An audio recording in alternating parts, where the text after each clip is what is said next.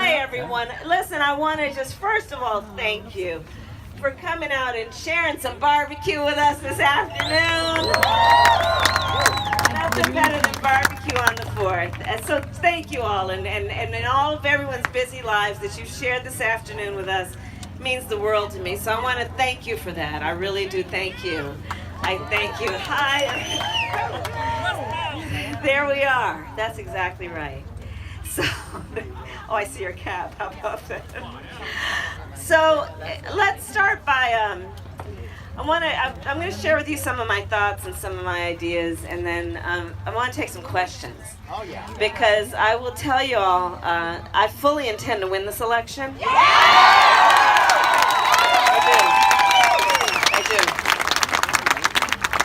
But for me, the measure of our success will obviously be that. But it would also be that at the end of this process that we are relevant. And one of the best ways to ensure that is to make sure that I am listening as much as I am talking, if not more. And when it comes to this beautiful state of Iowa, the lives that you are living, the thoughts that you have, the perspective that is yours, is a mark for where we are as a country. And the issues that impact this state and the families of this state are representative of the challenges that we face as a country. And I want to make sure that I am hearing from you and listening to you every day of this process. And I so value all that you are doing in your role of leadership, not only for this election, but just for our country. So thank you all very much for being here. So today we are celebrating the independence of our nation. Yeah! And I know we're all here for many reasons, but one reason for sure that binds us is that we are here because we love our country. Yes. We love our country. And so on this Independence Day, let us celebrate. Let's celebrate our country. Let's celebrate our democracy. Let's celebrate this republic. You know, I know over the last couple of years, many of us have been throwing things at that inanimate object called the television, right? Going through individual and group therapy, trying to work it all out. And many of us have been questioning what's happening. Is our democracy intact? What's going on? And here's what I would like to say. We're good. We're good. Because here's the thing. Our framers, in their ability to create a beautiful design of a democracy, they anticipated a moment like this. And that's why they designed our democracy the way they did. Think about the republic, our democracy, as being a tabletop, standing on 4 legs. Well, those legs are 3 co-equal, independent branches of government, and then a free and independent press. And let's think. Right. And so let's reflect on these last couple of years. They imagined a moment where there may be tyranny. They imagined a moment where there may be abuse. They imagined a moment where there may be leadership that was not acting in the best interest of all of the people or acting in a way that is reflective of our values. They imagined this moment. So we have this democracy that stands on these 4 legs. And let's think about then what we have witnessed over the last couple of years. When this administration dared for the first 9 months to try and take away health care that had been brought to tens of millions of people through the Affordable Care Act, and they played politics. They attempted to play politics with public health. What happened? The United States Congress, I was there, it was about 2 o'clock in the morning. I was in the Senate well when the United States Congress, in large part led by the late, great John McCain, said no. You've gone too far. Our democracy has been working, checks and balances. Let's think about when this administration dared to break America's promise to our dreamers. We made a promise to those young people, many of whom arrived here before they could walk or talk. We made a promise to them when we said, apply for deferred deportation, and if you qualify, we'll protect you from deportation. And we vetted them. We had them give us information about the circumstances of their arrival. Are they living a lawful life? Are they being productive? We learned that many of them have served in our military, are working in Fortune 500 companies, are in our colleges and universities. And we said to them, if you clear the vet, we'll give you protection. What did this administration come in and do? Broke America's promise to those young people and attempted to get rid of those DACA protections. But what happened? Co-equal branches of government. Our court said, you've gone too far. The checks and balances at play. The transgender ban, at least for a period of time, the court said, no, you've gone too far. When we have men and women who are prepared to serve and die for our democracy, we're not going to allow this kind of approach that is based on bias and sometimes hate. Let's think about what happened. I am convinced that had our journalists and the media and the press not gone down in droves to the border when our United States government was committing a human rights abuse by separating children from their parents at the border in name of border security, when in fact it's a human rights abuse being committed by the United States government.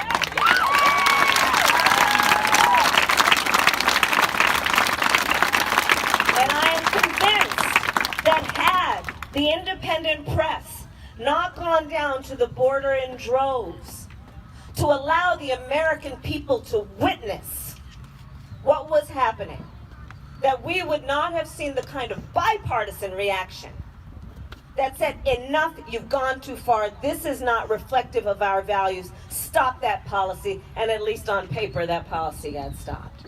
Our democracy is being tested. There is no question. If you think of it like a natural disaster hitting a home. Yeah, some of the shingles are falling off, but we're still standing. Yeah. We're still standing. And so on this Independence Day, when we celebrate who we are, let us recommit to fighting for all that makes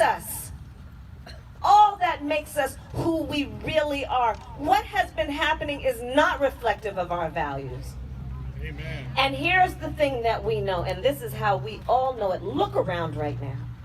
Look around. Because one of the strengths of who we are as a nation is we were founded for the people, by the people, and we are with the people, and the people have the power.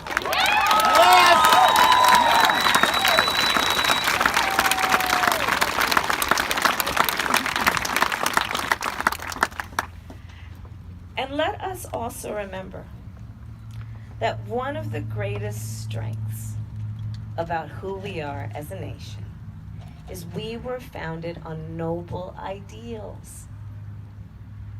And one of the greatest strengths of who we are as a nation is that by our very nature then, we are aspirational. We are an aspirational people, founded on noble ideals, the ideals that were present when we wrote the Constitution of the United States and all of its amendments, and the Declaration of Independence, and the Bill of Rights, and those words we spoke in 1776, that we are all equal and should be treated that way. We are a nation that was founded on noble ideals, and by our very nature, we are aspirational because we fight to reach those ideals. Many of us know we've not reached them yet, but the strength of who we are is we fight to get there. So that's what I say. We think about when we watch these fireworks tonight and we see that light up the sky, let's remember we're lighting up this country right now. We're lighting up this country right now. Fighting for the best of who we are. background. I'll tell you, my sister Maya, who's here somewhere, Maya, if you're around. Anyway, I don't know. She's talking to my husband in the back. We joke. There's my husband.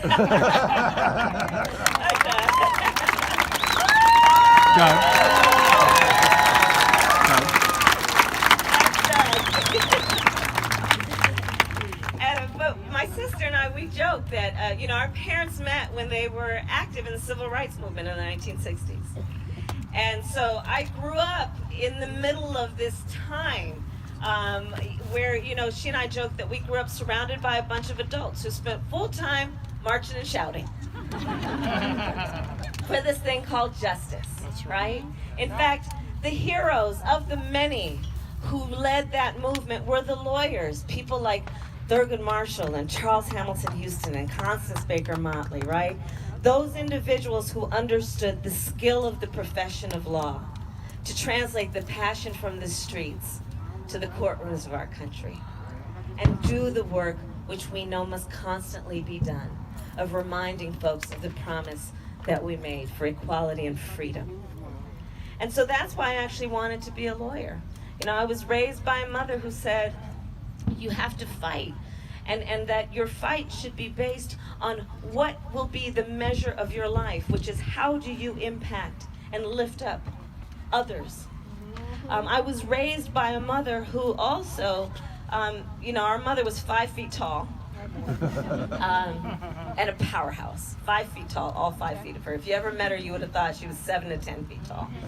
And our mother was the kind of parent who, if you ever came home complaining about anything, our mother would look at you sometimes with one hand on her hip, and with a very straight face, she would ask, well, what are you going to do about it? So I decided to run for president of the United States.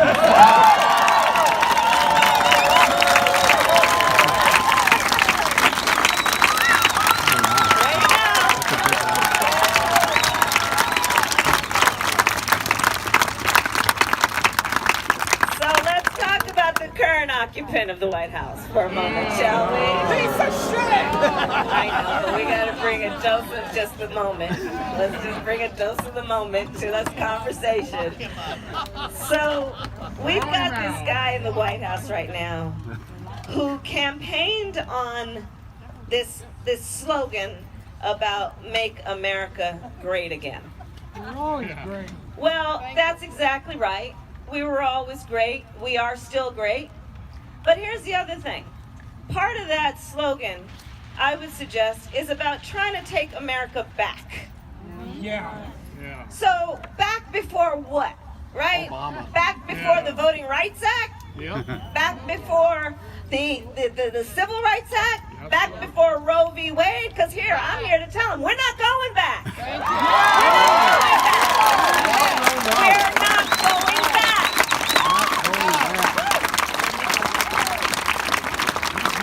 And frankly, I think this election is about saying it is time to turn the page. It is time to write the next chapter. Yes.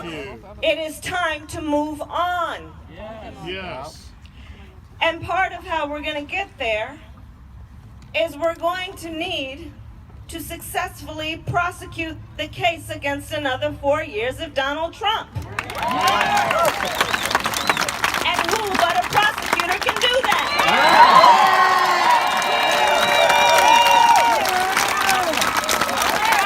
And there's a pretty significant rap sheet to rely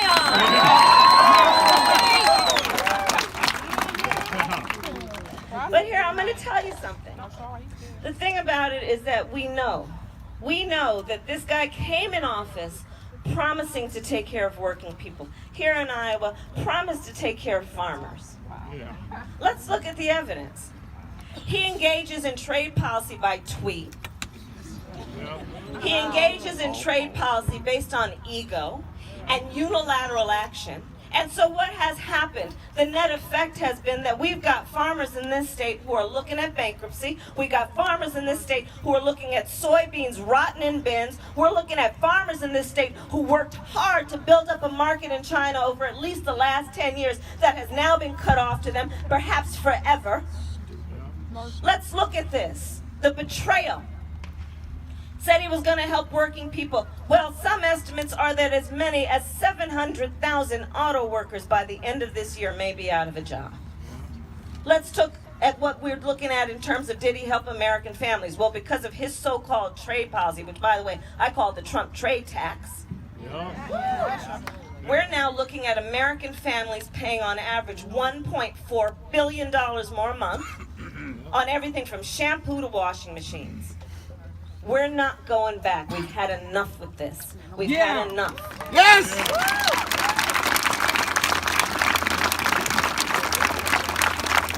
And as a prosecutor, I know how to prosecute a case. I'm going to tell you. I took on the 5 big banks of the United States during the foreclosure crisis when they preyed on homeowners. I successfully have taken on pharmaceutical companies when they preyed on seniors. I've taken on the transnational criminal organizations when they preyed on women and children. And I know predators. You know it. And we have a predator living in the White House. He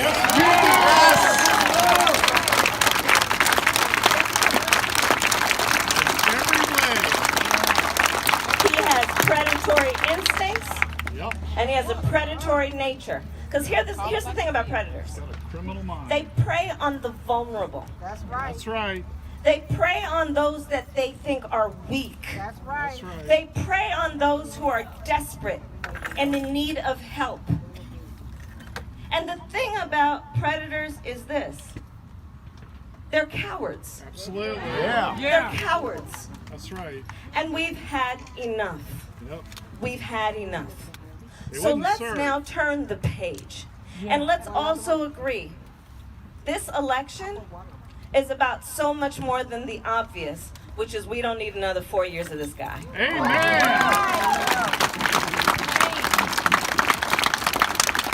It is also, this election, about fighting for our America. Amen. Fighting for our America. And fighting for what we believe is reflective of our vision for our America. And I'll tell you what I believe is included in that vision. In our America, nobody should have to work more than one job to have a roof over their head and food on the table.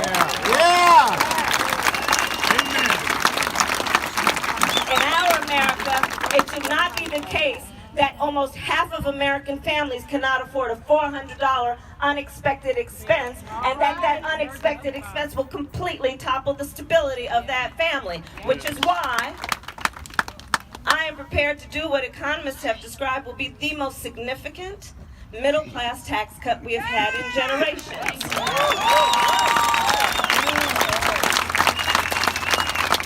And specifically that means for families that are making less than $100,000 a year, you will get a tax credit that you can collect at up to $500 a month, which will be all the difference between being able to get through the end of the month with dignity and stability or not. And you know, I find it interesting because when we rolled out the plan, I told you what the economist said. It'll be the most significant middle-class tax cut we've seen in generations. When I rolled out the plan, as you can imagine, then there were those that said, well, how are you going to pay for that? That's what I heard. Well, I will tell you how we're going to pay for that. On day one, we're going to repeal that tax bill that benefited our Yes! That's how we're going to pay for it. Yes! Let's talk about our America. In our America, teachers are paid their value.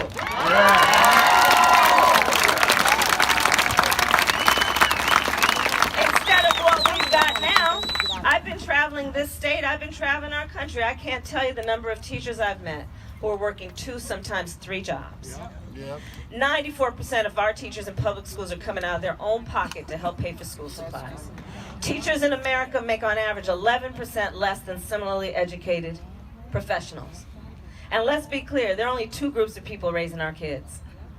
parents, often with the assistance of grandparents and aunts and uncles, and our teachers. It's time we pay them their value.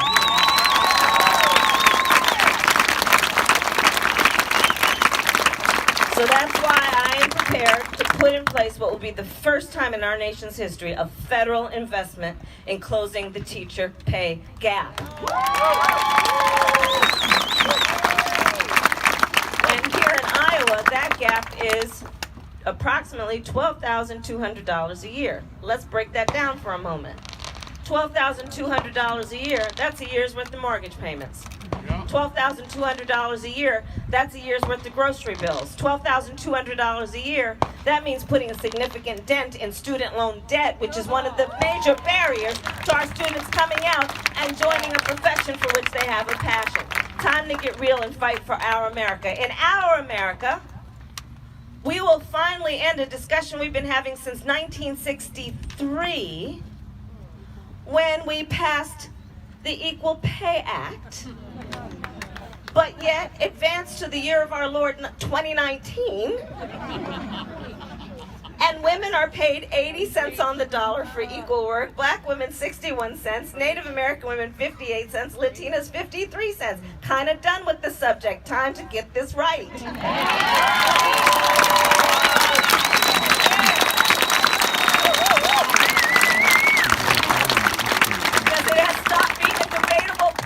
Whether or not we're paying equal for equal work. So here's what I'm prepared to do. Let's move the burden from that working woman to prove to the supervisor or the EEOC that she's not being paid the same amount for equal work. I'm saying let's move the burden to those corporations to prove they're paying people equal, and if not, they will be fined until they get it right.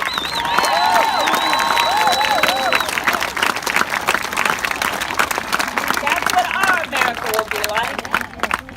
In our America, we will address the fact that members of the United States Congress have failed to have the courage for far too long to reject a false choice which suggests you're either in favor of the Second Amendment or you want to take everyone's guns away. Have failed to have the courage to pass smart gun safety laws while our children have to go to drills every day to learn about how they can hide from a gunman.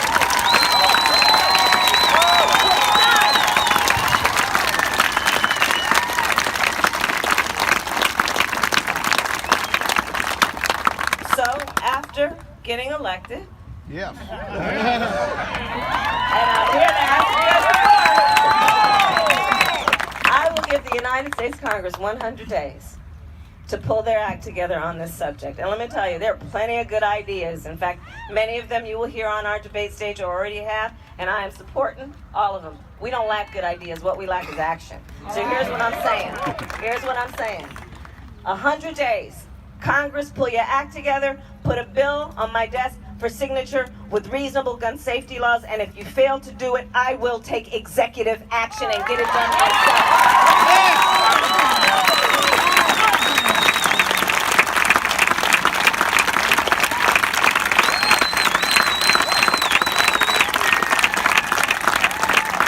And specifically, we will put in place what will be a comprehensive background check requirement.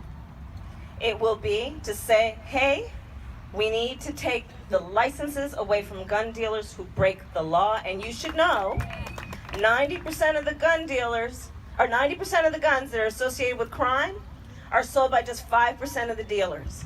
Yep. We need enforcement, because as far as I'm concerned, the ATF is doing a fine enough job on the A and the T, but we need to encourage a little bit more on the F. And then finally, by executive action, I am prepared to put a ban on the importation of assault weapons from foreign countries into our country.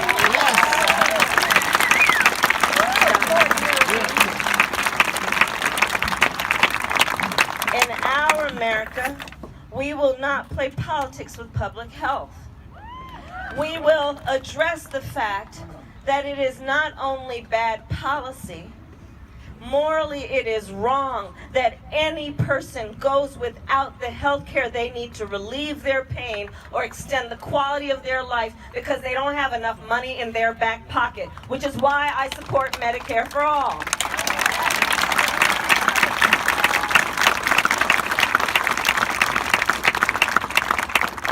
And I'll tell you, the thing is this. There's a story that I tell all the time because it's just happening every night in America, which is a parent who in the middle of the night, their child has a fever. We've all been there. And call the hospital, call the doctor. What should I do? Take the child to the emergency room. So then, pack up the child in the car, drive to the hospital. Sitting in the car, one hand on the forehead of that child, hoping their fever goes down. Why? Because even though those parents have insurance, if they walk through those sliding glass doors, they're looking at a $5,000 deductible. That's right. As American families, we're not here defending a system that says that you can get charged and charged by insurance companies and pharmaceutical companies to the point that you can't have access to the health care you need. We need a new system, and in our America, no one should go without the health care they need.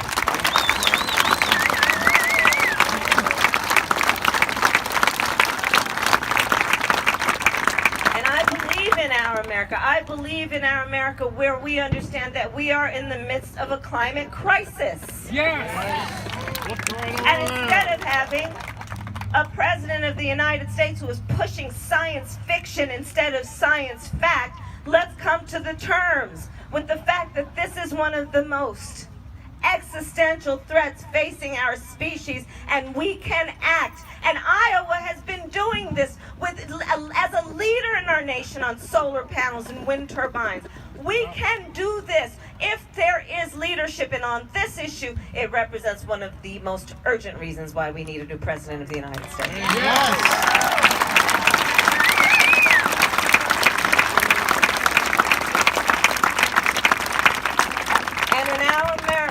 We will have a president of the United States who appreciates that one of her most fundamental duties and responsibilities is to concern herself with the security of our nation, as opposed to a so-called commander-in-chief who on the issue and the proven fact of Russia's interference with the election of the President of the United States. Yes. We have a commander-in-chief who prefers to take the word of the Russian president over the word of the American intelligence community. Yeah. A commander-in-chief who prefers to take the word of a North Korean dictator over the word of the American intelligence community when it comes to an American student who was tortured and later died. Yeah. A commander-in-chief who prefers to take the word of a Saudi prince over the word of the American intelligence community when it comes to a journalist who was assassinated, a journalist who had American credentials. We need a new commander-in-chief.